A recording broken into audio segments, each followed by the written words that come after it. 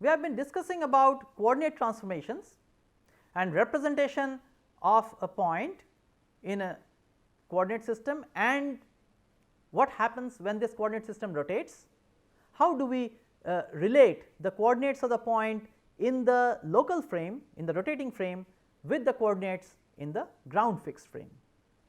We are going to continue with this discussion. In this lecture, I will be discussing about a general motion of a body, a general plane motion of a body, and I will also discuss the homogeneous transformation matrix.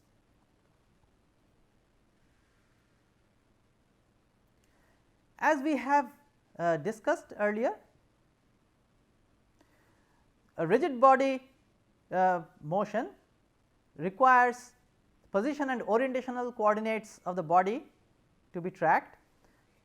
For planar motion, we require 2 position coordinates and 1 orientation coordinate, whereas in spatial motion of a rigid body, we require 3 position coordinates and 3 orientation coordinates. A coordinate transformation helps us in tracking or locating points on a body which is in motion. So, our coordinate transformation will give us the coordinates of a point in a body which is moving. It will give us the coordinates of the point in the ground fixed frame. So, that is the purpose of coordinate transformation. So, it transforms from a local body fixed frame to a ground fixed frame. We have discussed the rotational transformation for the planar case. In this lecture, we are going to continue and this discussion and look at the homogeneous coordinate transformation for the planar case, and subsequently we are going to look at applications of this homogeneous coordinate transformation for open chain planar robot manipulators. So, we have discussed this, we will review this once again, the rotational transformation. So, we need to track the position of a point, let us say P,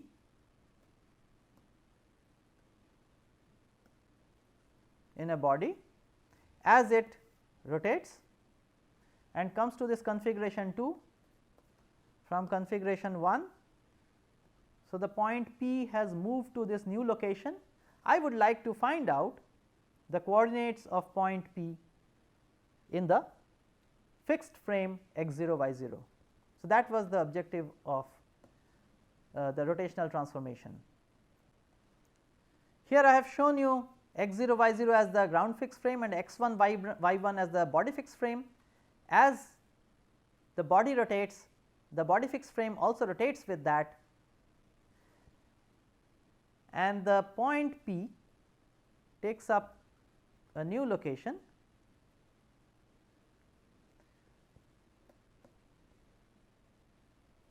So, we have looked at the construction of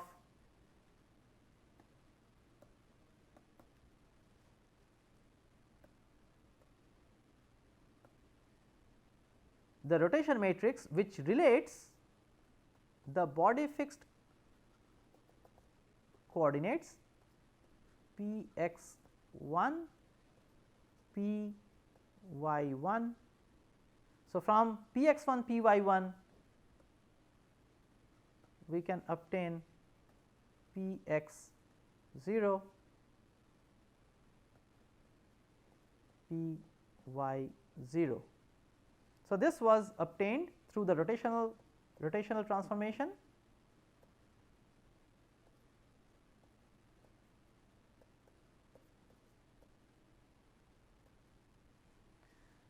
This is nothing but P x 1 P y 1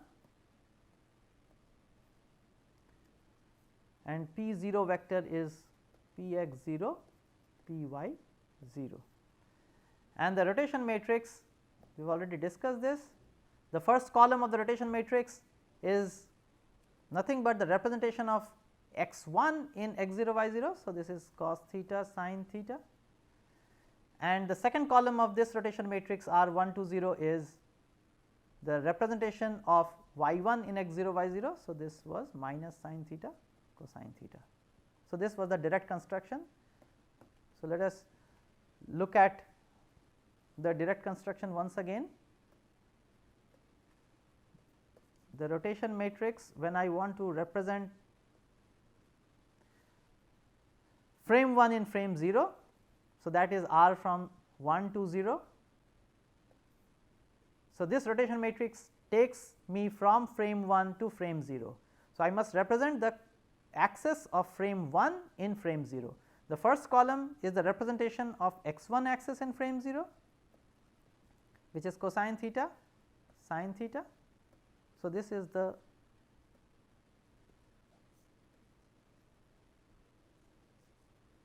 x1 unit vector along x1, that is being represented as the first column,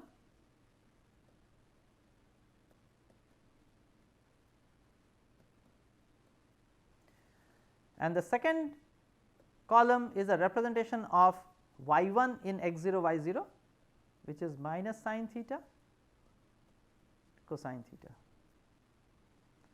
So, this is nothing but, this column is nothing but representation of y1 in x0 y0. So, that is the rotation matrix, and we have directly constructed the rotation matrix.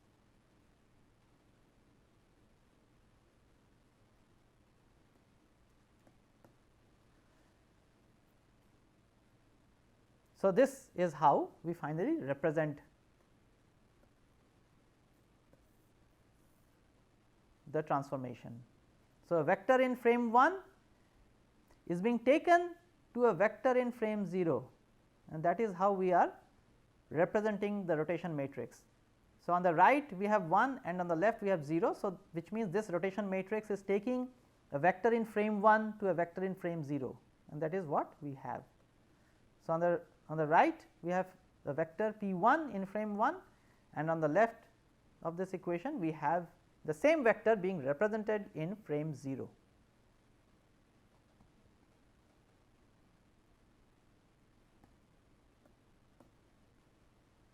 Now, the inverse rotation matrix, which is to say that I have the representation of P in frame 0, I would like to take it. So, I have the representation in frame 0, I want to take it to frame 1, I want to represent the same vector P in frame 1. So, which means I will write the rotation matrix as from 0 to 1 P in frame 0. This rotation matrix R 0 to 1, since it is taking the frame 0 to frame 1, I must represent the vectors of frame 0 in frame 1. Now, let us look at the frame vectors in frame 0. So, this is the x0, this is the unit vector along x0, that I must first represent in frame 1. So, the first column should be the representation of x0 in frame 1. So, this must be cosine theta, and this must be minus sin theta, that is the representation of this unit vector along x0 in x1 y1. So, this column is a representation of x0 in x1 y1, and the second column must be the representation of y0 in x1 y1. So, y0 in x1 y1.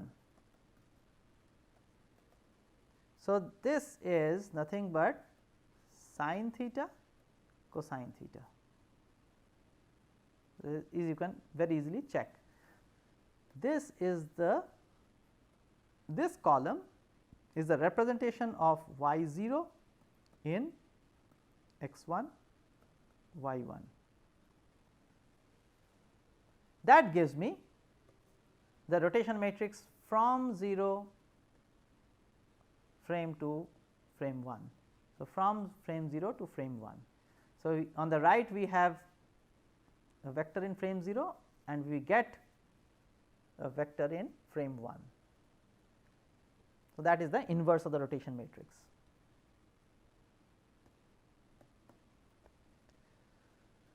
Here I have written out these relation in a formal manner.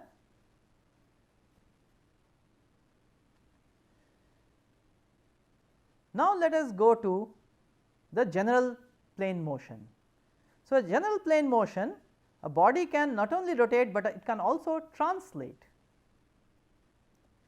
Here I have shown you a body which is not only rotating, but also translating. The point which was at the origin of the frame, here I have this point P on the body and I have a point, let us say Q, sitting at the origin. Now, this point Q has moved to this point under this general motion and P has moved here. Our objective is to determine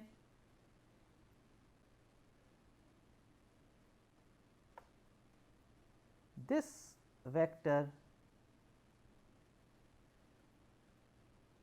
P in frame 0. Our objective is to determine this P vector in frame 0. So, the position vector of the point P, which I have shown here. P 0 is the position vector of this point P. P 0 is the position vector of point P in x 0 y 0 coordinate system. That is what we want to determine.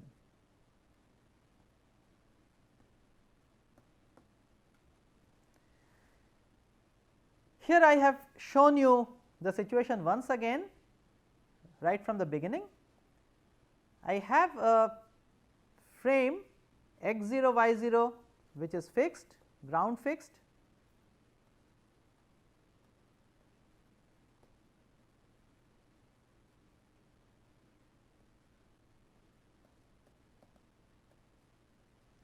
and x 1 y 1 is body fixed.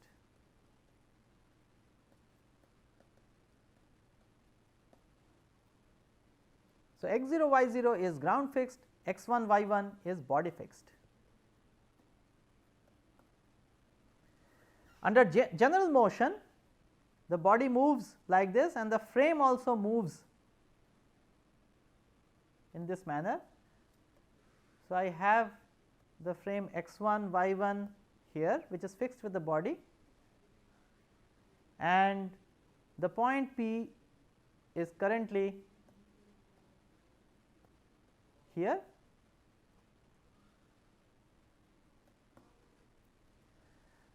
So, our objective is to determine the position vector P naught in frame x 0 y 0 of the point P. So, this is our objective, to represent P naught, the position vector of P in x 0 y 0 under a general motion of the body.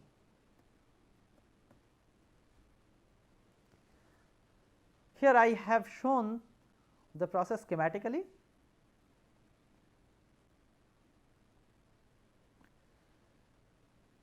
We are tracking this point P under general motion. In the body fixed frame, the vector representation is P 1. P 1 is a representation of P in x 1 y 1.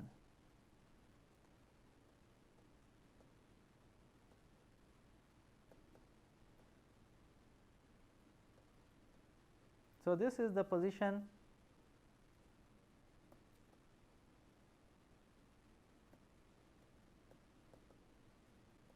vector in x1 y1. P0 is the position vector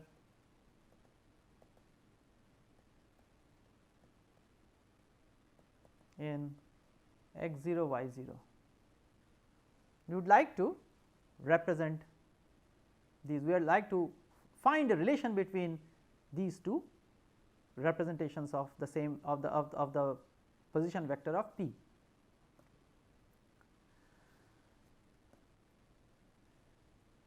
Now, the relation is like this: P0 is R 1 to 0 times P1 plus D0. D0 is represented in frame 0. D0 has been represented in frame x0 y0. Now, P1, as I have mentioned, is represented in x1 y1. So, therefore, in order to be able to add these two vectors to find out P0, I must first transform P1 in the frame x0 y0. This term, therefore, this term is a representation of P1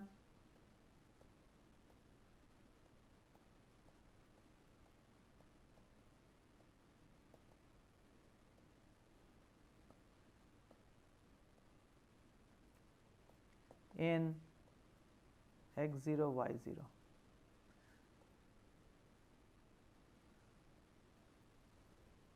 Through the rotation matrix, I have brought P1 in frame 0.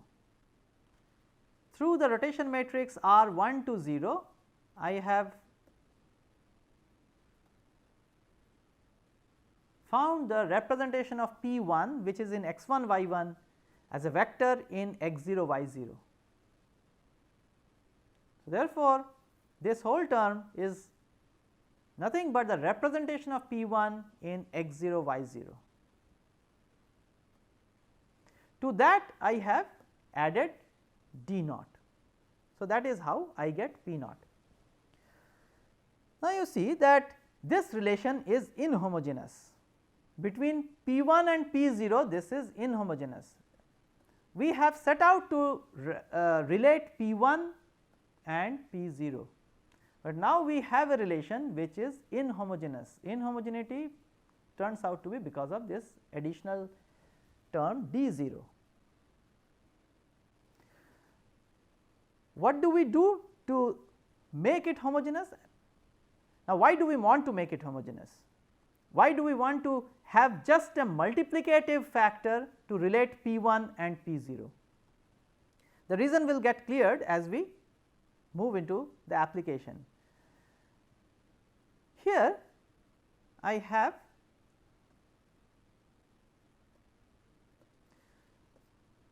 P0. To that, let me add an additional term which is 1 and enlarge this vector. Remember, this P0 vector is 2 cross 1, and now since I have added this additional element, this becomes 3 cross 1.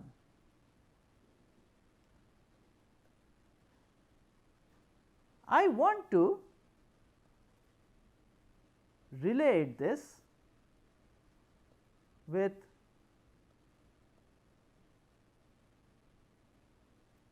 P1 and 1. So, I am enlarging the space in which I am representing P0 and P1 by one additional term, so that both these vectors, both these position vectors become 3 cross 1. This 1 is just a factor that I have introduced. Then you can very easily see that I can write here R from 1 to 0, which is a 2 cross 2 matrix. Put here 2 zeros,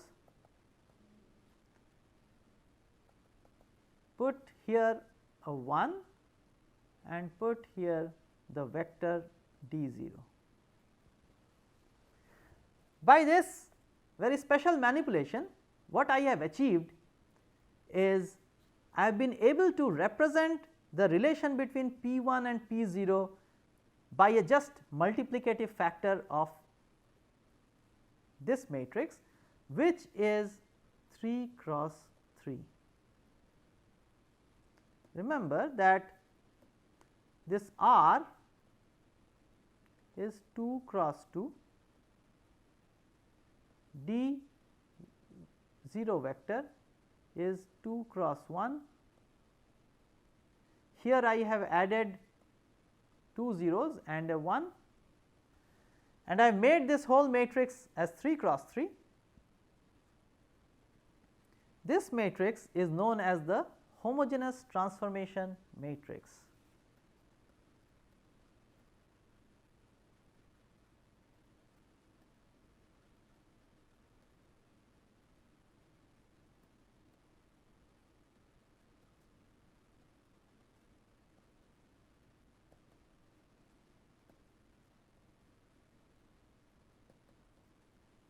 This is known as the homogeneous transformation matrix.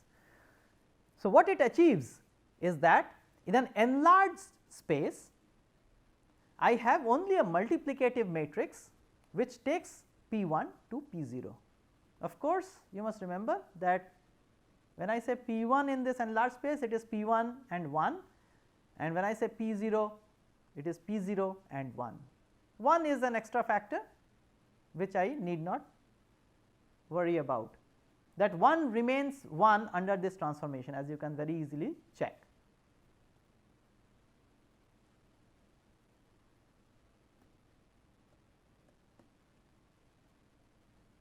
So, by this way we have been able to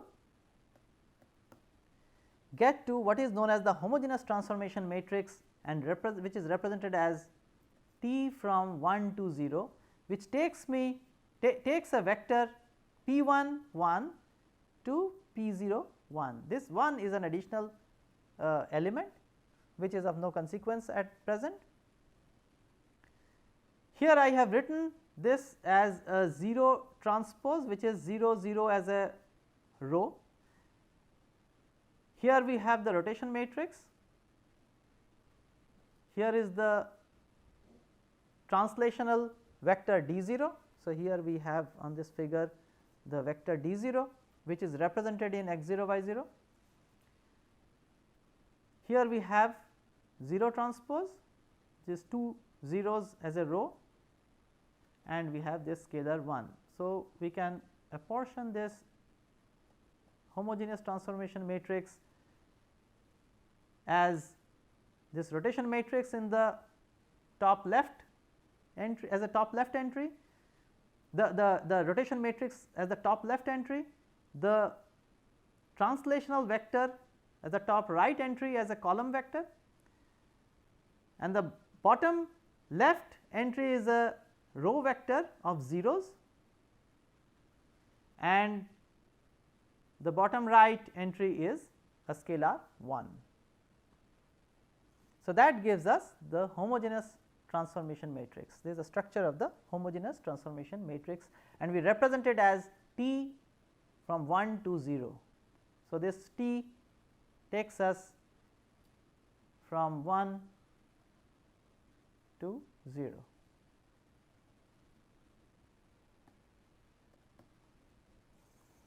Now, the inverse homogeneous transformation matrix. How do you invert?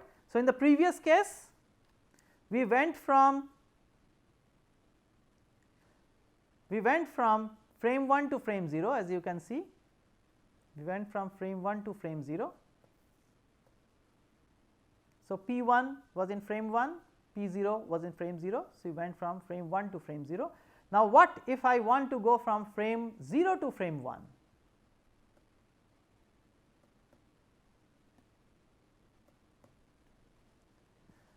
So, we will start off with the same relation as we had. So, this is the forward relation, takes us from 1 to 0. I want to go from 0 to 1. So, essentially I want to represent P 1, and that you can see is nothing but P 0 minus D 0. If I multiply this, pre-multiply this with the transpose of R 1 to 0, if I pre-multiply this equation by transpose of R 1 to 0, since transpose of R 1 to 0 is the inverse of R 1 to 0. So, this implies P 1 is equal to R from 1 to 0 transpose P 0 minus R 1 to 0 transpose D 0. Now, we do the same trick again. We extend the space here by an additional element which is 1.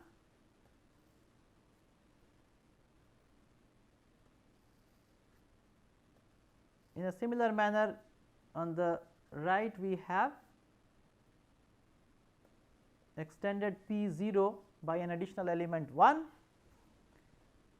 So, now we look at the entries R 1 to 0 transpose.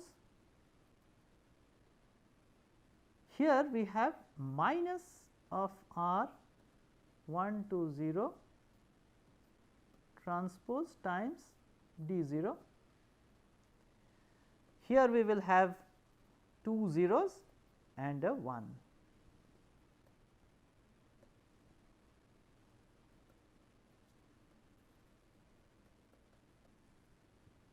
So, this is how we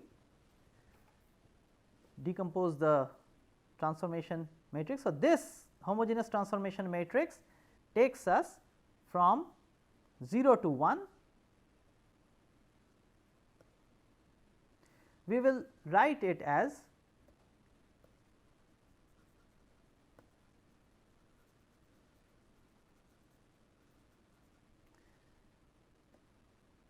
so we have written, we have this notation P 0 1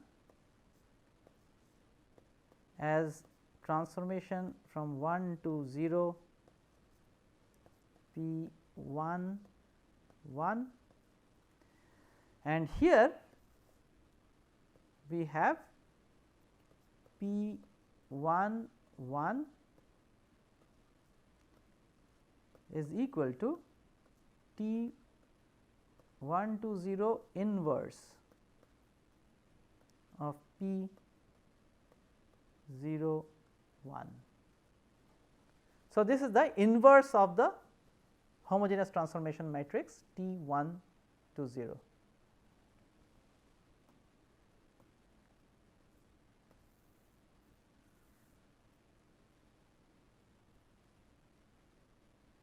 So, this is how we are going to represent it. We are going to say that this is inverse of T 1 to 0. This matrix is the inverse of T 1 to 0.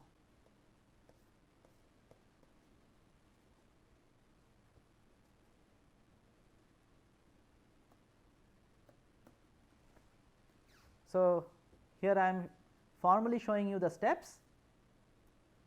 This is what we finally obtained.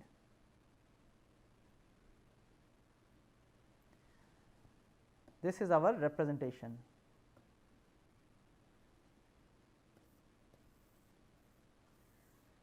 Where the inverse homogeneous transformation matrix is given here.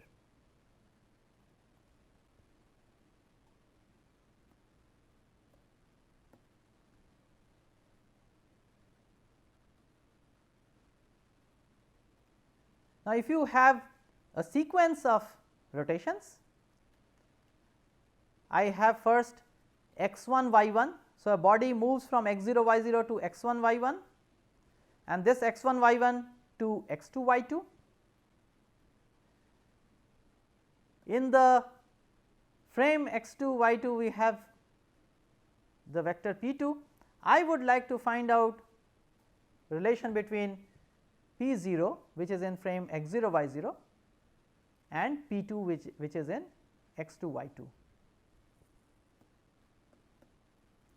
Now, to do that we write out the homogeneous transformation matrix from frame 1 to frame 0, which I have done here already.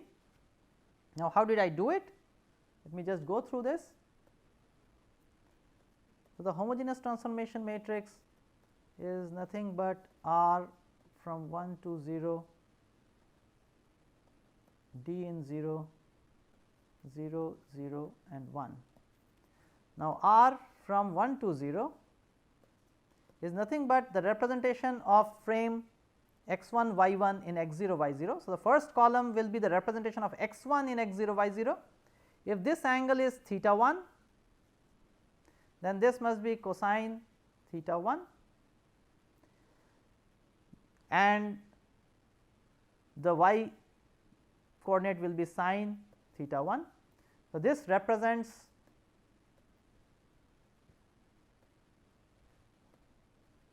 x1 in x0 y0. The second column should represent y1 in x0 y0. Now, if this angle is theta 1, so this angle is theta 1. Therefore, this must be minus sine theta 1 cosine theta 1. So, this second column is nothing but representation of y1 in x0 y0 and that is what I have written in this.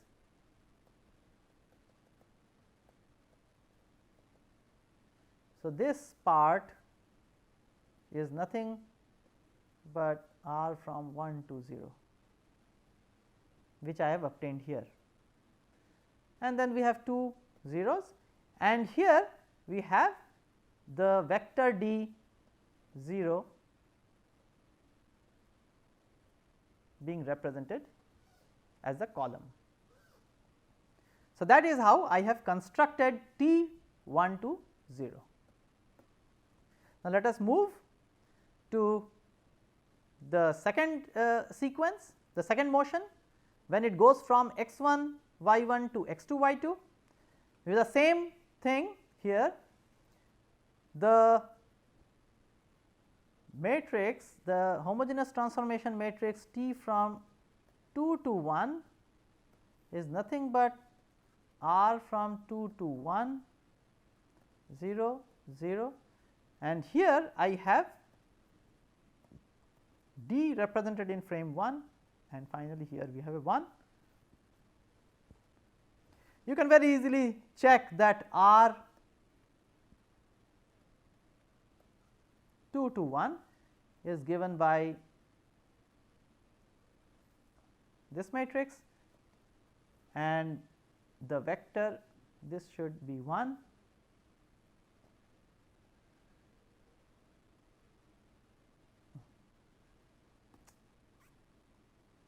So, here I have the homogeneous transformation matrix T 2 to 1 which is R from 2 to 1 D 1 0 0 1. So, this R from 2 to 1 is this matrix and D 1 is this vector.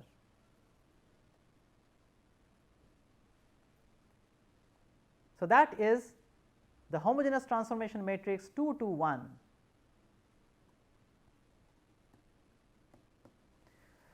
Now, if I want to find out the transformation from 2 to 0, then I just multiply. So, transformation from 2 to 0 is transformation from 1 to 0 times the transformation from 2 to 1. So, 1 to 0, 2 to 1 gives me 2 to 0. So, this gives me 2 to 0.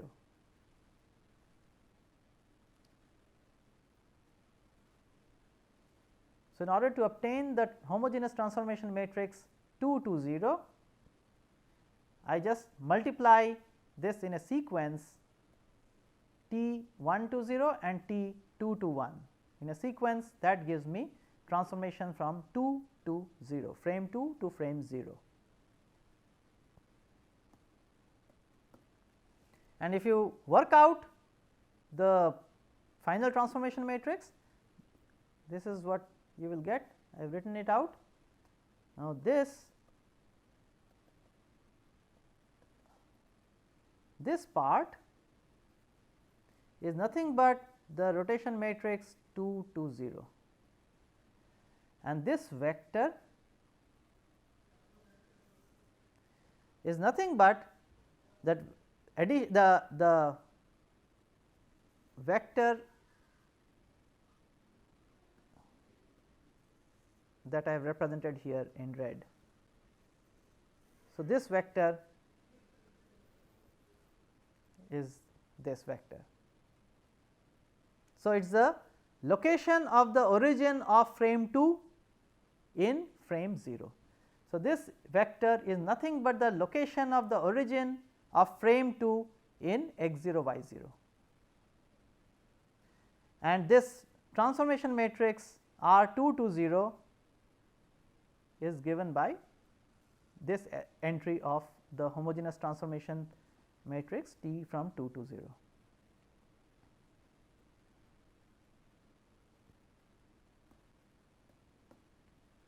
So, let me summarize. We have looked at the coordinate transformation for a general motion of a body in a plane. We have discussed the rotation matrix and the homogeneous transformation matrix, which is nothing but a multiplicative factor which you multiply with the extended position vector in the local frame to get the position vector in the world in the body in the global frame or the earth fixed frame. We have looked at the construction of the homogeneous transformation matrix, and we have also looked at sequence of transformations, general transformations, and constructed the homogeneous transformation matrix corresponding to a sequence of transformation. So, with that I will close this lecture.